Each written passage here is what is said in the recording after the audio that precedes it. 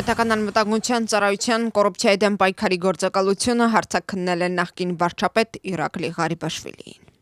Կոռուպցիայի դեմ պայքարի գործակալության տնօրեն Էմզար Գագնիձեի խոսքով նախկին վարչապետը լիովին համագործակցել է քննության հետ եւ խոստովանել, որ տարիների ընթացքում ապօրինի եկամուտ է ստացել։ Իրակլի Ղարիբաշվիլի փաստաբան Լիլի Գելաշվին մեկնաբանել է հարցը, խոսելով կոնկրետ մանրամասների մասին։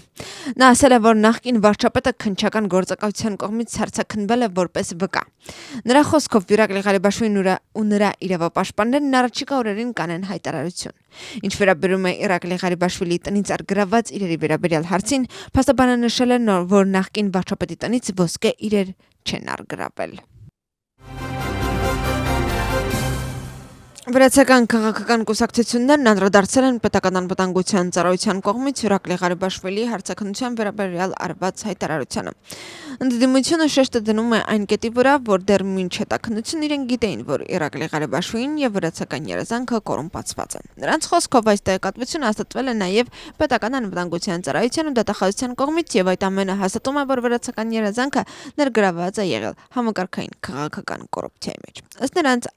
այժմյան կառավարությունը չի պայքարում ընդդեմ կոռուպցիայի, այլ պայքարում է ազատության բաշխման համար։ Իսկ իշխողությունից նշում են, որ հետաքննության գործընթացը թափանցիկ է ու Իրակլի Ղարիբաշվիլի համագործակցությունը հետաքննության հետ կարող է հիմք հանդիսանալ հետաքննության հաջորդ քայլերի համար։ Քաղաքային դատարանը Գրիգոր Լիլուաշվիլի հետ կապ ունեցող Կոբա Խունդաձեի նկատմամբ սահմանել է նախնական կալանք։ Հետաքննության տվյալներով Խունդաձեի տան խուզարկության ժամանակ արգրավվել է տարբեր չափերի կանխիկ գումար պարունակող 94 ծրար, ընդհանուր 1,319,300 ԱՄՆ չափով։ Ձերբակալվածին մեղադրանք առաջադրվել առանձնապես խոշոր չափի ապօրինի եկամուտների օրինականացման համար, ինչը նախատեսում է 9-ից 12 տարի ժամկետով ազատազրկում։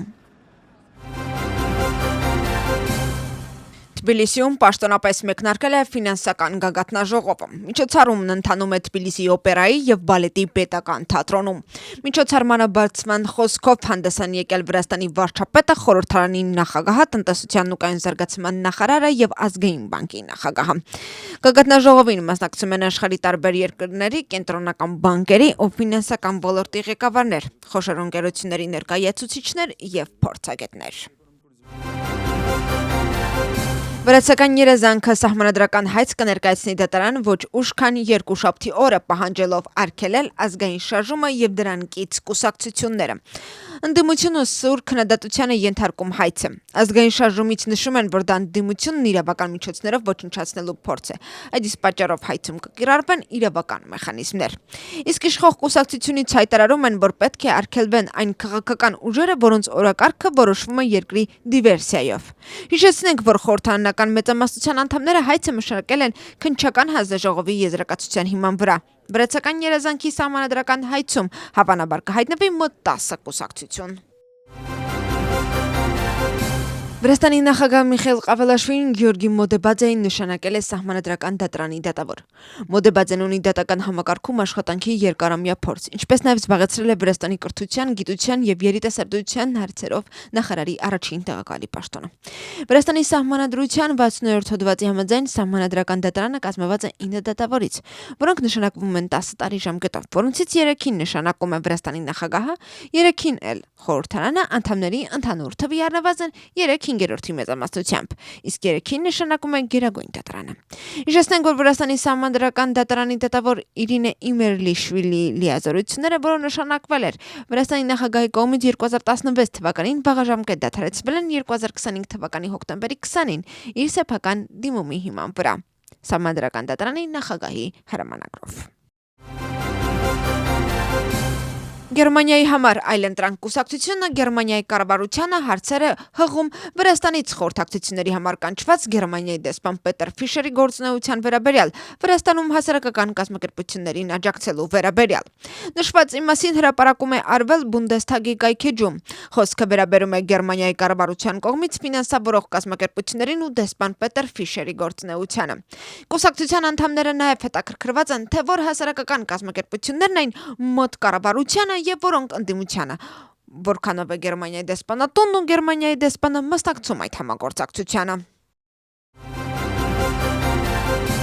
Գերմանիայի արտաքին գործերի նախարարությունը սոցիալական էջում անդրադարձել է Մզիա Ամաղլոբելին եւ Անդրեյ Պոչոբուտին Սախարովի մրցանակի շնորհմանը։ Եվրախորհրդանի կողմից Մզիա Ամաղլոբելին ու Անդրեյ Պոչոբուտին խոսքի ազատության համար Սախարովի մրցանակի շնորհումը հզոր ազդանշան է բոլոր այն լրագրողների համար, ովքեր աշխարհի տարբեր երկրներում բանտարկված են ճշմարտությունն անբախորեն ասելու համար։ Մենք պահանջում ենք նրանց անհապաղ ազատ արձակել։ Նշված է Գերմանիայի արտաքին գործերի նախարարության հայտարարության մեջ, որը տարածել է Վրաստանում Գերմանիայի դեսպանատունը։ Երեկ երեկոյան Ռուսթավելի պողոտայում աղմուկ եւ բախում էր։ Իրավապահ մարմինների աշխատակիցները խորհրդանի շենքի դիմացից ձերբակալել են ցուցարարներից մի քանիսին։ Այն բանից հետո, երբ նրանք հրաժարվել են ենթարկվել ոստիկանության ճանապարհը բացելու պահանջին։ Ավելի վաղ փոքր բախում էր տեղի ունեցել հանրահավաքի մի քանի մասնակիցների եւ վարորդների միջև։ Մի քանի մարդ խոչընդոտում էր մեքենաների տեղաշարժն ու հանրահավաքի մասնակիցներից